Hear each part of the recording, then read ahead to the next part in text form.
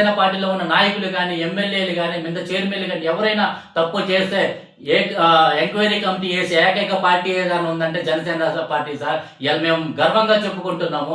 అరవింద్ శ్రీధర్ గారు మీరు ఈ రోజు ఏదైతే బయటకు వచ్చింది 24 గంటలను ఎంక్వైరీ కమిటీ వేశారు. ఆయన ఒక్కటే కాదు, కిరణ్ రాయల్ గారి మీద ఇంకా మిగతా చాలా మంది నాయకుల ఏకైక పార్టీ ఏదైతే మీరు మీ పార్టీ నాయకుల మీద ఎంక్వైరీ కమిటీ ఏ రోజైనా వేశారా? ఏ రోజు నిజ నిర్ధారాలు బయట పెట్టారా? మీరు చేసిన మంచి ఏంటో చెప్పారా? మీరు అలాంటివి చెప్పారు సార్. ఇలాంటి పవన్ కళ్యాణ్ గారు ఎప్పుడు చూసి 3 పెళ్ళిళ్ళు మనకి కూటమి ఆంధ్రప్రదేశ్ ప్రజలు 11 సీట్లు అయినా పోయినసారి ఇచ్చారు. ఈసారి అది కూడా ఇచ్చే స్తోమత కూడా మీకు స్థాయి కూడా కనిపించే విధంగా కనబడట్లేదు సార్. మనకి ఏదైనా సరే ఒక మంచి చేస్తే ప్రజలు గుర్తు పెట్టుకుంటారు. అంతేగాని ఇలాంటివి లేనిపోని అవాకులు చవాకులు పెడుతూ పవన్ కళ్యాణ్ గారిని విమర్శించినంత మాత్రాన మీకు దాని మీద మీకు కలిగే ప్రయోజనాల కోసం రాజకీయ పప్పం గడుపుకున్నంత మాత్రం మీకు అవ్వదు సార్. మీరు నిజ నిర్ధారణ ఏంటో ప్రెస్ మీట్ పెట్టండి.